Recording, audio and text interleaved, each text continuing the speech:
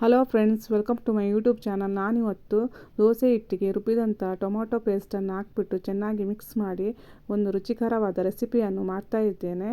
ಅದಕ್ಕೆ ನಾನಿಲ್ಲಿ ಒಂದು ಮಿಕ್ಸಿ ಜಾರನ್ನು ತಗೊಂಡಿದ್ದೇನೆ. ಅದಕ್ಕೆ ನಾನಿಲ್ಲಿ 4ರಿಂದ 5 ಟೊಮೊಟೊವನ್ನು ತಗೊಂಡಿದ್ದೇನೆ ಕಟ್ ಮಾಡಿದ್ದು. ಮತ್ತು ಹಸಿಮೆಣಸಿನಕಾಯಿಯನ್ನು ತಗೊಂಡಿದ್ದೇನೆ ಒಂದು 7ರಿಂದ 8.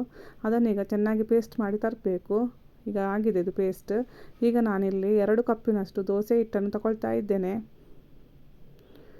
ಈ 2 ಕಪ್ಪಿನಷ್ಟು ದೋಸೆ ಹಿಟ್ಟಿಗೆ ನಾನಿಲ್ಲಿ 4ರಿಂದ 5 ಟೊಮೊಟೊವನ್ನು ತಗೊಳ್ಳಿದ್ದೇನೆ. ನೀವು ಬೇಕಾದರೆ ಅಲ್ಲಿ ರುಚಿಗೆ ಅನುಗುಣವಾಗಿ ತಗೊಳ್ಬೋದು. ಈಗ ಎಲ್ಲ ಟೊಮೊಟೊ ಪೇಸ್ಟನ್ನು ಹಾಕಿದ್ದೇನೆ ಇದರ ಒಳಗಡೆ. ಈಗ ಚೆನ್ನಾಗಿ ಇದನ್ನು ಮಿಕ್ಸ್ ಮಾಡಬೇಕು. ಈಗ ನೋಡಿ, ಇದು ಚೆನ್ನಾಗಿ ಮಿಕ್ಸ್ ಆಗಿದೆ. ಈಗ ಇದಕ್ಕೆ ನಾನು ರುಚಿಗೆ ಎಷ್ಟು ಬೇಕಷ್ಟು ಉಪ್ಪು ಹಾಕ್ತಾ ಇದ್ದೇನೆ.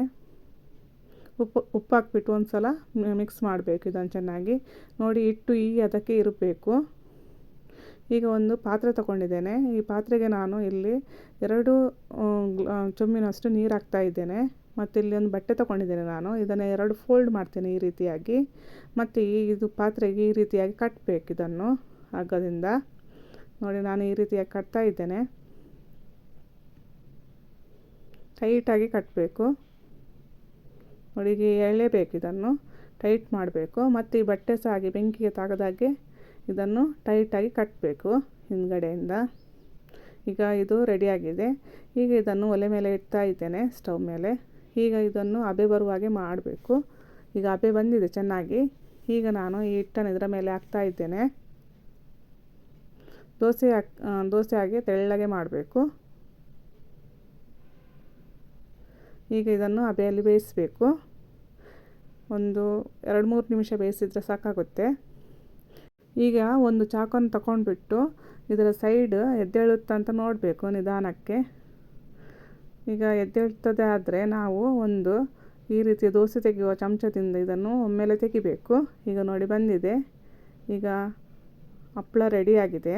ಇದನ್ನು ಒಂದು ಬಟ್ಟೆ ಮೇಲೆ ಹಾಕಬೇಕು ಈ ರೀತಿಯಾಗಿ. ಇದು ಒಂದು ಮೆಥಡ್. ಇನ್ನೊಂದು ಮೆಥಡ್, ಈ ಹಿಟ್ಟನ್ನು ಒಂದು ದೊಡ್ಡ ಬಾಣಲಿಗೆ ಹಾಕಬೇಕು. ಹಾಕ್ಬಿಟ್ಟು ಚೆನ್ನಾಗಿ ಇದನ್ನು ಮಿಕ್ಸ್ ಮಾಡ್ತಾ ಇರಬೇಕು. ದಪ್ಪಾಗುವವರೆಗೆ ಮಿಕ್ಸ್ ಮಾಡಬೇಕು. ನೋಡಿ, ಈ ರೀತಿ ಗಟ್ಟಿಯಾಗುವಾಗೆ ಮಿಕ್ಸ್ ಮಾಡಬೇಕು. ಇದು ಗಟ್ಟಿಯಾಗಿದೆ. ಈಗ ನಾನು ಸ್ಟವ್ ಆಫ್ ಮಾಡ್ತಾ ಇದ್ದೇನೆ. ನೋಡಿ, ತಣ್ಣಗಾಗಿದೆ. ಈಗ ತಣ್ಣಗಾದಾಗ ಇಷ್ಟು ಗಟ್ಟಿಯಾಗಬೇಕು ಇದು. ಈಗ ನಾನಿಲ್ಲಿ ಸ್ವಲ್ಪ ಎಣ್ಣೆ ತಗೊಂಡಿದ್ದೇನೆ ಮತ್ತು 2 ಕವರ್ಗಳನ್ನು ತಗೊಂಡಿದ್ದೇನೆ. ಈ ಕವರಿಗೆ ಸ್ವಲ್ಪ ಎಣ್ಣೆ ಹಚ್ಚಬೇಕು ಈ ರೀತಿಯಾಗಿ. ಈಗ ಎಣ್ಣೆ ಹಚ್ಚಿದ ಮೇಲೆ ಈಗ ಒಂದು ಸ್ಪೂನಿನಿಂದ ಸ್ವಲ್ಪ ಹಿಟ್ಟನ್ನು ತಗೊಂಡ್ಬಿಟ್ಟು ಇದನ್ನು ಸ್ವಲ್ಪ ರೌಂಡ್ ಶೇಪ್ಗೆ ತರಬೇಕು. ನೋಡಿ, ನಾನು ಈ ರೀತಿಯಾಗಿ ರೌಂಡ್ ಶೇಪ್ಗೆ ತಂದಿದ್ದೇನೆ. ಅಂದರೆ ಫುಲ್ ಏನು ಇದಾಗಬೇಕಂತೇನಿಲ್ಲ, ಸ್ವಲ್ಪ ರೌಂಡ್ ಬಂದರೆ ಸಾಕಾಗುತ್ತೆ.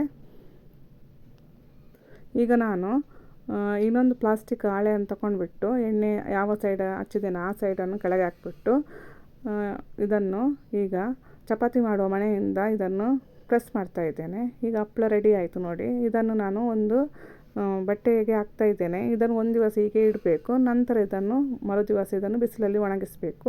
ಈಗ ನೋಡಿ, ಇದು ಆಗಿದೆ, ಒಣಗಿದೆ. ಈಗ ಹಪ್ಪಳ ರೆಡಿ ಆಗಿದೆ. ಇದನ್ನು ನಾನೀಗ ಕರಿತಾ ಇದ್ದೇನೆ ಎಣ್ಣೆಯಲ್ಲಿ. ಎಣ್ಣೆಗೆ ಬಿಸಿಗಿಟ್ಟಿದ್ದೇನೆ. ಈಗ ನೋಡಿ ಎಷ್ಟು ಚೆನ್ನಾಗಿ ಬರ್ತದೆ ನೋಡಿ. ಇದೊಂದು ಸ್ವಲ್ಪ ನಾನು ಈ ರೀತಿಯಲ್ಲಿ ಎಣ್ಣೆಯಲ್ಲಿ ಪ್ರೆಸ್ ಮಾಡ್ತಾ ಇದ್ದೇನೆ. ನೋಡಿ ಎಷ್ಟು ಚೆನ್ನಾಗಿ ಬಂದಿದೆ ಹಪ್ಪಳ.